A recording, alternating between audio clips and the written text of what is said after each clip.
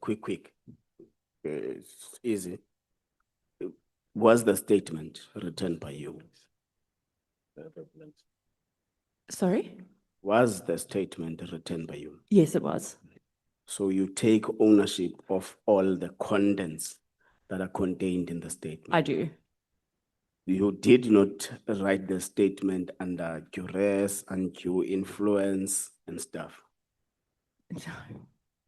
No, it's Yeah, my statement. You must say it boldly. Oh, yeah, no, it's my statement. Okay. Allegation have it that in executing the project or the operation Patlan, you had to first capture IP as a very important weapon against Patlan. And amongst the strategies you have employed is that one of you must date McBride and the other must provide financial resource to McBride as a way of capture so that you are able to execute properly the program of collapsing Patlan. What's your take on that? I don't know how to put this, but it is the most absurd thing I have heard. I have at no time ever even thought of capturing anyone, let alone a state institution. It's absolutely not. Okay. Absolutely not. No, we'll go there. So with Mr. O'Sullivan, what is your working relationship? Are you a personal assistant or what? So I haven't worked there since 2022. But when I was there, I was kind of a researcher. You know, the person in the office that if you need photocopying, or you need pretty much anything that needed to be done. And as the time went by, I was trained. Administrative clerk. Yeah, and then the more I stayed, the more I learned and was trained, and then took on more responsibilities and bigger cases, and then I got my CFE. So it came about like that, and it was a normal employer thing. You do what you take instructions from your employer, and okay. So Mr. O'Sullivan testified here that he went to the Sable Hills as a complainant to point out what he deems as a crime scene to the IP officials. What was your business at Sable Hills, you? Me? Yes. I, as his employee, he said, let's go. And I got in the car and off we went. So you're an employee of the complainant? Correct. So you went there in your capacity as a co-complainant? Or I wouldn't say co-complainant. A deputy complainant? More of a witness, perhaps, at some point, if I had to if I had to witness something. I know you're looking at me. But no, not as a co-complainant. No. But Paul said, right, we're going got a call to go and point out the house at Sable Hills Estate. Who got a call? Yeah. I don't know. I can't remember. So Mr. O'Sullivan is called by IP officials to come to Sable Hills. I don't know. Okay. I don't know. But you did not get any call. I can't remember. I can't remember. So you don't remember? It's possible that if you see, sometimes Paul would say, call so-and-so or message so-and-so, or he would do it himself. But the point is, you, Miss Sarah Jane Trent, did not receive any communication from IP officials to go and appear in front of Sable Hills Estate. I can't remember. Okay. I can't remember. You say in both paragraph 7.1 and paragraph 17 that there is some CFE qualification and skill that allows you to access information. Correct. Can you elaborate on that? What is CFE? It's a certified fraud examiner. It's part of the Association of Certified Fraud Examiners. I don't know how much detail you'd like me to go into it. No, but you say it allows you access to information. What information are you talking about? Correct. So you have certain databases, and you have to have you apply to them, and you have to. Sorry, I'm getting distracted. No, but what legal authority do you rely on in accessing people's information? Okay, so before you do a search, you have to have. Sorry, can you ask me a question? I'm all over the place. Just I'm ask me again. asking you a Yes. question. Yes. On paragraph 7.1, on paragraph Yes, 17, you say your CFE allowed you access to information. Your Correct. CFE qualification and skills Correct. allowed you access to information. Correct. So I'm saying you are relying on what legal authority to access information that you are not meant to access? Okay, so with the service provider of the information, you have a contract. So it's the same as a estate agent or something. They Yeah, can do let's sort go of a to the credit estate check, or if you're Yeah. opening like an Edgar's or whatever.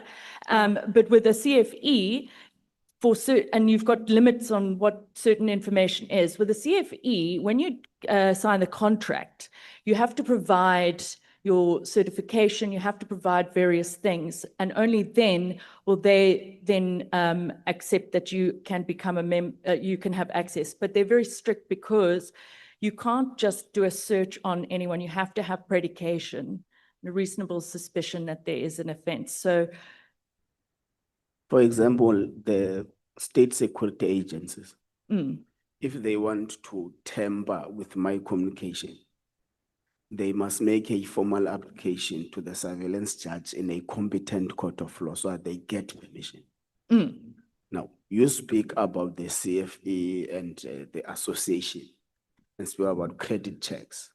Now, does the National Credit Act authorize you to access people's information? I don't know on that level, but what I do know is that this is above board. I put it to you that it doesn't, and if you are involved in anything of that sort, you are involved in an illegal operation. Okay, I deny can get that I you am. I deny I'm involved in any illegal operation. It's above board. Okay, let's go back to section 24. That which you rely on. Yes. And section 24 bases itself mostly on people under investigation. Section 24 gives legislative authority to IP'd investigators, not private individuals. Now, as a private investigator qualified, a lawyer qualified, you would have at least used your interpretation of statute skills to know that this thing you have written in your statement is actually irrelevant from what you are actually testifying. And from what is actually alleged that you would have done. You start your statement by making a reference from General Pahlane's testimony. But section 24 has nothing, completely no relevance to what you are alleged to have done at Sable Hills. Okay. Do you accept that? Okay. In paragraph 19, you say we accompanied IP'd investigators to Sable Hills estate. We conducted investigations and interviews there. What interviews were you doing? What investigation were you doing? Under what capacity were you doing that investigation?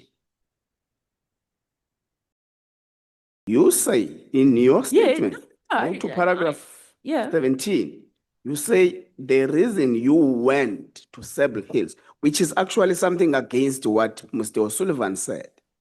You say you went there, you say we conducted investigations, we conducted interviews. Under what capacity and authority to do that? I think I've covered that. I'm just trying to think how I can put it in perspective. I don't really know how else to Do you agree with me that the investigation was an investigation of IPID? It was an IPID investigation. You agree with me that you are not an IPID official? I agree, yes. What investigation were you doing at Sable Hills Estate? We were part of the investigation prior to it being opened. How were you part of the investigation? At Sable Hills. It's an IPID, it's a state investigation. Yes. You are not state officials. How were you part of any investigation? What authority do you have over any investigation? All I can say is it was not unlawful or illegal. No, it was unlawful. Do you see now why the state charged you on impersonating IPID officials? Do you understand now? Because you say it yourself. And this is a document, an official document to depose in Parliament. And the state is re-enrolling your case. And you say this in Parliament on record. And the state has got all the authority to request this information from us. And will gladly give them. You admit and confess on paragraph 19 that you conducted investigations and interviews at Sable Hills. And not as an IPID officer. Yeah. At all. Why were you conducting They haven't re-enrolled it. I beg your pardon? They haven't re-enrolled it. Okay. They're investigating but sorry, I don't want to be rude. So I didn't mean that. I'm satisfied I have not impersonated anyone, and I'm just glad that we. You agree that it was a mistake for you to say you were conducting investigations and interviews at Sable Hills? Before we pass, we must pass now. Sorry, can you just repeat the question? Do you agree with me that it was a mistake for you to say you were conducting interviews and investigations at Sable Hills? Because the investigations that were conducted there are IPID investigations, and you're not an IPID official. I see what you mean.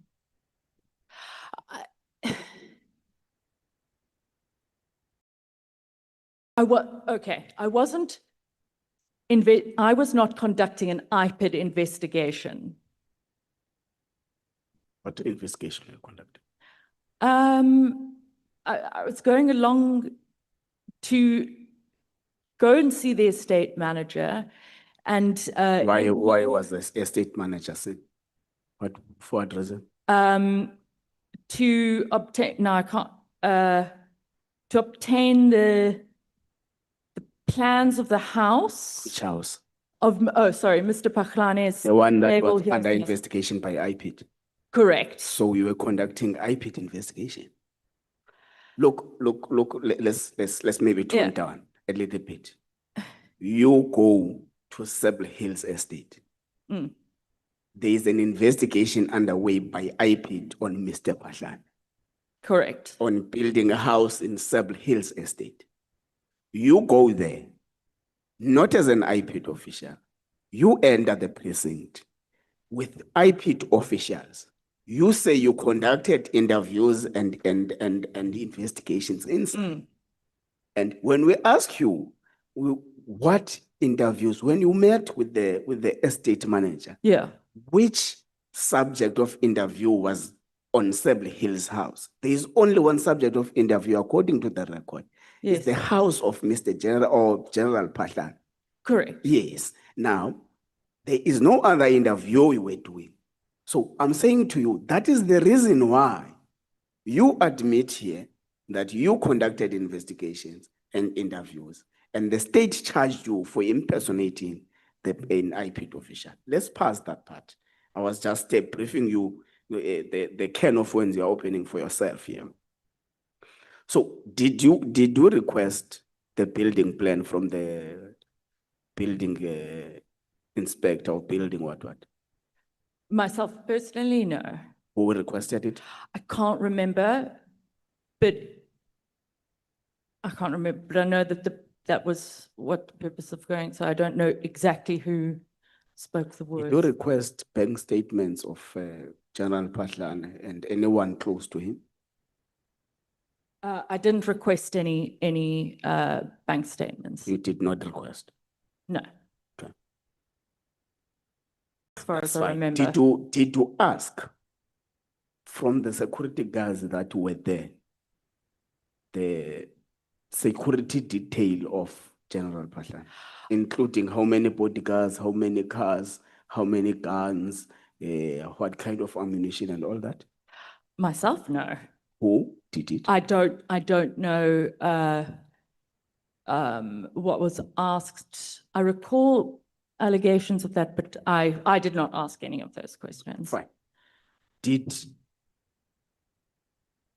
IPID officials were with reprimand you from the alleged conduct of yourself and Mr. O'Sullivan? No, not on that day. So you just On that day. Okay, let's proceed. They did not reprimand you. Why are you saying the warrant of arrest was fraudulent? I didn't really get the explanation. So the statements that they'd taken that formed the basis of the warrant of arrest, some of the statements had been were not. Sorry, I'd just like to the honourable members, this situation it's a trauma response. So it's why both are crying. So I'm very sorry if I get. You can give me even if it's one reason. Sorry? You can give me even if it's one reason. Why do you think the warrant of arrest was fraudulent? Oh, yes. Okay. So people did not tell the truth in their statements, and that we had introduced ourselves as IFRID members or pretended to be, which is not true. And those were lies. And it was to stop any investigation into the acting National Commissioner of Police in South Africa. Do you respect the South African judiciary? Yes. You do? Yes. So how could you say a magistrate has issued a fraudulent warrant of arrest? I'm not saying that. And then when we're asking about the reasons, you don't blame the magistrate. You blame some other people. I mean, you are supposed to note the weaknesses you're talking about, but still there is a warrant of arrest from a magistrate. If I'm not mistaken, the magistrate makes the decision on what is presented by the prosecutor, because they have different. Okay, it's fine. I'm still not getting any response. Do you know the concept called vicarious liability? I do. You do. You say you were under unlawful arrest. Yes. Yeah.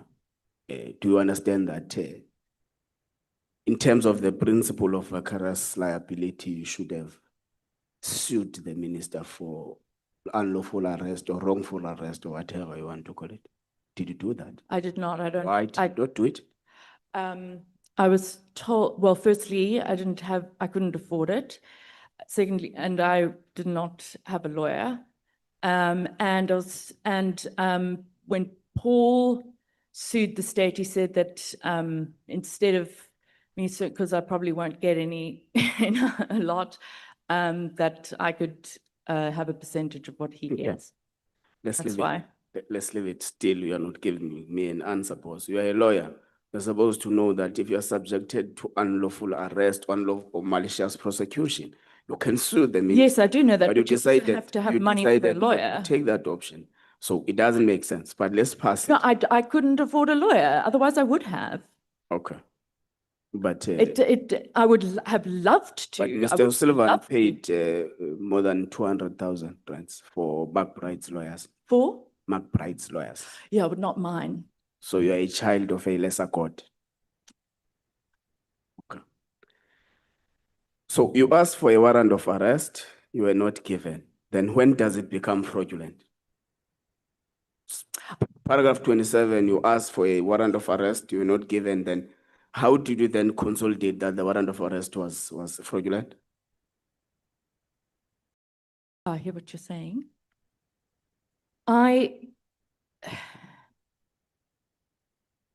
Firstly, I had never committed any offense. So if there was a warrant of arrest, it had to be under a lie. Someone had to lie because I did not commit any offense.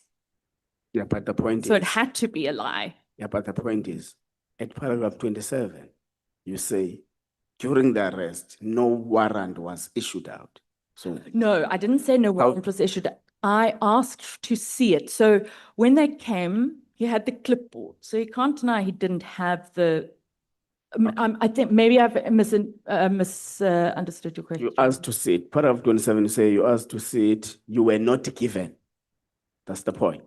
So when did you then collate information that it was fraudulent if you were not given the warrant of arrest? Oh, it wasn't at the time. I wasn't thinking about whether the arrest warrant was fraudulent or not. At the time, I was thinking, well, where the hell am I? Yeah, okay. Paragraph 29, you say 2 hours after my arrest, maybe you went to the police station and stuff.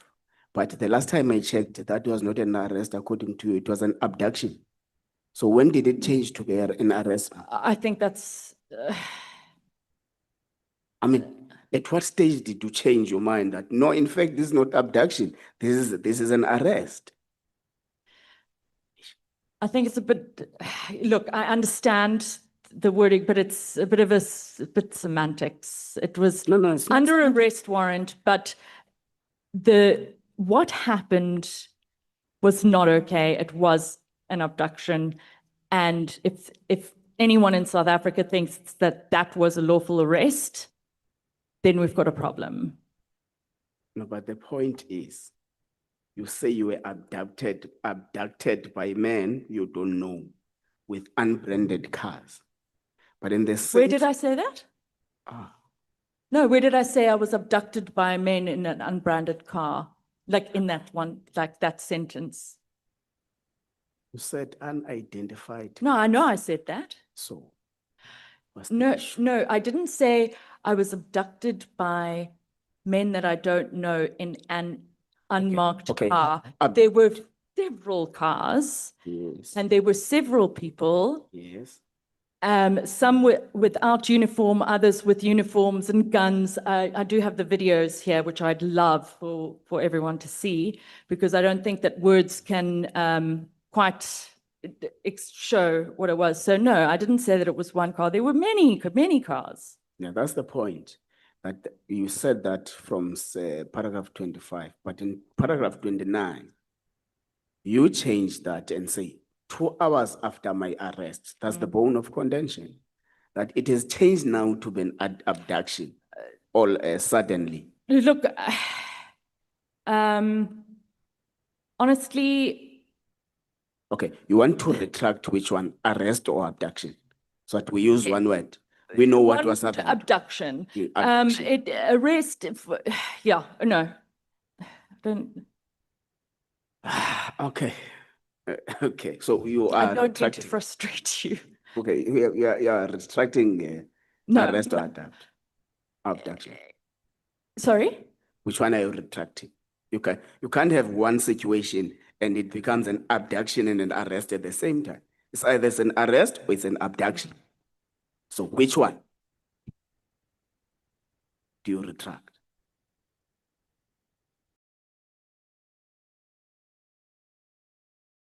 You were not abducted. No, that's the reality. No, I was. Okay, let's proceed. How did you get to know an internal memo at NPA? If you check paragraph 40, say on the 31 of May 2017, an acting Director of Public Prosecution, Gauteng Division, Pretoria, Advocate Baloyi, requested that docket I had opened against Mabu, all that. There was an internal memo that he sent, but you get to have the contents of the internal memo, which you have quoted some of them there. How did you access an internal memo of NP? What date was that? It was 2017. The 31st of May, 2017. SJT 11. Yeah. I don't remember how, but that, I don't, What don't you remember? I can't remember. What don't you remember? How I got it, but it would have been, I honestly can't remember how I got it. However, it was it was an update on the matter. Okay. So I don't know. Okay. But yeah. Okay. Are you aware that the Criminal Procedure Act gives an authority to peace officers to seize any property from any person under arrest if it is suspected of having been used for a commission of a crime? Are you aware of that? Can you repeat that? Are you aware that in terms of the Criminal Procedure Act, a peace officer is legally authorized by national legislation to search or seize any property from any suspect if it is suspected to have been used for a commission, if there is a reasonable suspicion that it would have been used for a commission of a crime? Are you aware of that? It can be a yes or a no.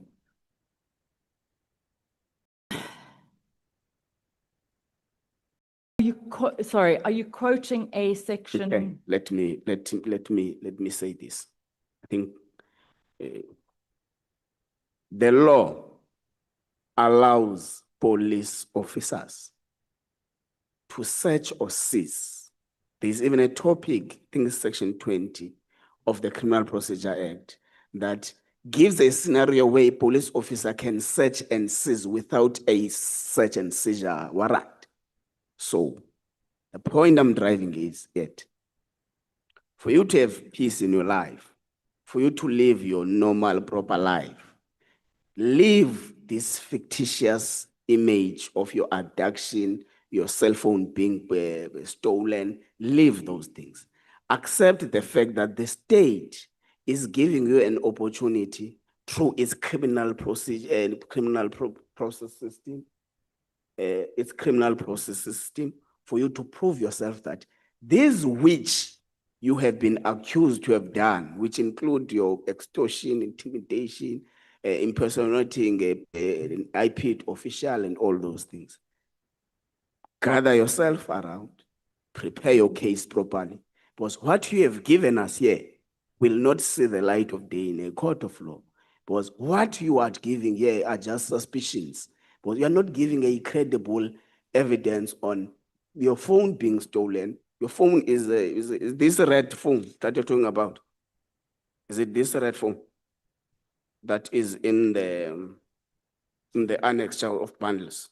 There's a red phone here, written Nokia.